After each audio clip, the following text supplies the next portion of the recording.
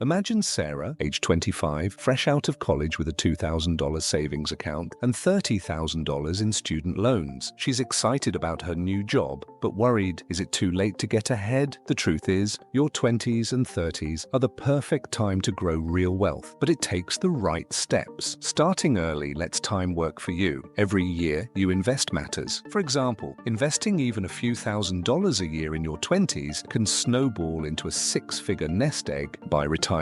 The median US net worth for people in their 20s is only about $7,600, rising to roughly $35,600 in their 30s. Proof that many Americans start low, but it's possible to beat these odds. In this video, we'll follow stories like Sarah's and lay out 7 clear steps to building lasting wealth in early adulthood with practical examples and the latest data. Let's dive in. Step 1. Track every dollar and set clear goals. Your journey starts by knowing where your money goes. Most of us dread budgeting, but consider this. Less than 1/3 of Americans even look at their budget each month. Without a plan, it's easy to overspend on restaurants, ride shares, or impulse buys. Begin by writing down, or using an app like Mint or YNAB, all your income and expenses. Story. Alex, a 28-year-old graphic designer in Seattle, started using a budgeting app when he realized he was only checking his bank account once a month. When he began categorizing expenses, rent, groceries, coffee runs, he was shocked. He was spending over $200 a month on takeout. By capping that spending and automating a transfer into savings, Alex freed up an extra $150 each month. Actionable advice: automate and simplify. For example, have your paycheck split. A set amount goes to bills, a portion to savings, and the rest for living expenses. Direct deposit into multiple accounts can help, some for bills, some for fun. Budgeting apps can sync with your accounts to track spending and alert you when you approach a limit. The goal isn't to feel deprived, but to make conscious choices. Even small shifts, brewing coffee at home or sharing a ride, can add up to hundreds saved each month. Remember, as financial planner Stephen Cates says, budgeting is like eating vegetables. Unpleasant, even tedious, but good for your health. Make reviewing your budget a regular habit, weekly or monthly, so you can adjust and save more.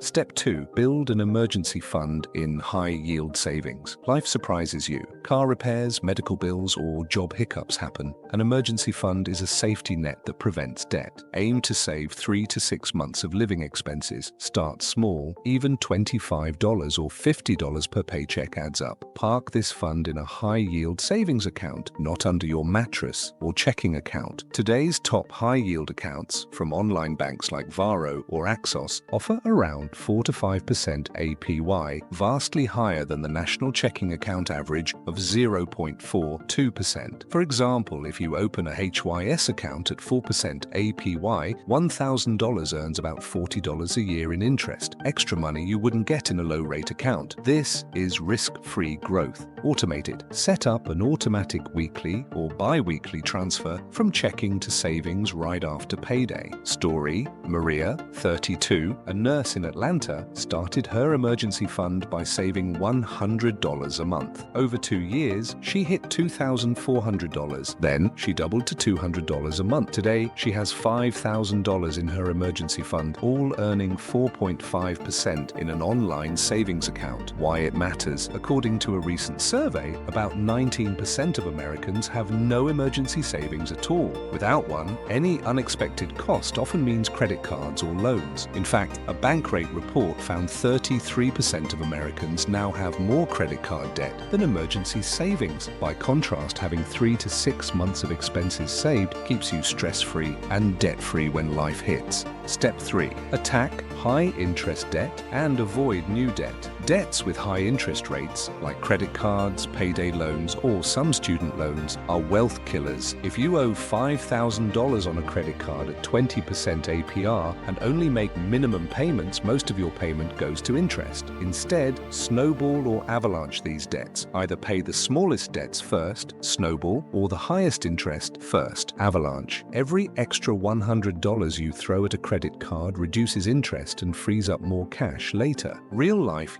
US example, consider Jake, 29, with $6,000 in credit card debt, 19% APR, and a $15,000 student loan, 5% APR. He uses the avalanche method. Any spare cash goes to the credit card. By paying $300 per month instead of $100, he shaved 3 years off his payoff time and saved thousands in interest. Meanwhile, avoid new debt. Live below your means. If a vacation or gadget tempts you and you can't afford it outright, put it in a future purchases fund instead of charging. Only use credit cards for things you could pay off each month, and ideally pay in full to avoid interest. This discipline keeps more cash available to invest and build wealth rather than losing money to interest charges. Step 4. Start investing for retirement. By now you've budgeted, saved, and trimmed debt. Time to make your money work hard. The biggest jump in lifelong wealth comes from compounding returns, letting investments grow year after year. For retirement savings, maxing out your employer's 401k match is free money. For example, if your company matches 50% of contributions up to 6% of your salary, contribute at least 6% to get the full match. That's an immediate 50% return on that portion. Beyond that, aim to save about 15% of your income for retirement. If that feels high, remember it includes an employer match. Even 5 to 10% in your 20s goes a long way over decades. Story: Luis, 27, an engineer, started at 5% in his 401k and ramped up by 1% every year. By age 35, he reached 15%, and his account balance already looks robust for his age. 2 key tools: 401k and Roth IRA. A 401k or 403b is often pre-tax. You invest before taxes, lowering your taxable income now. A Roth IRA is after tax. Contributions don't reduce this year's taxes, but all earnings and qualified withdrawals are tax-free. This is huge. Your investments grow tax-free if held until retirement. For example, depositing $6,000 a year into a Roth IRA for 10 years, starting at 25 with modest growth, could yield hundreds of thousands tax-free by retirement. In 2025, the Roth limit is $7,000 per year if you're under 50. If you have the option, do both. Put enough in your 401k to get the full match. Then max a Roth IRA. Tools like Vanguard, Fidelity, and Schwab let you open a Roth IRA online. Many investors start with low-cost index funds inside these accounts, e.g. an S&P 500 index fund. Why index funds? They own a slice of the whole market, keeping fees tiny. Historically, the S&P 500 has returned about 10% per year on average, even after inflation about 6 to 7%. A simple rule of thumb: at 6% annual growth, your investment doubles every approximately 12 years. That's the power of compounding and time. Stay the course through market ups and downs. As Vanguard notes, the longer you stay invested, the smoother the ride becomes.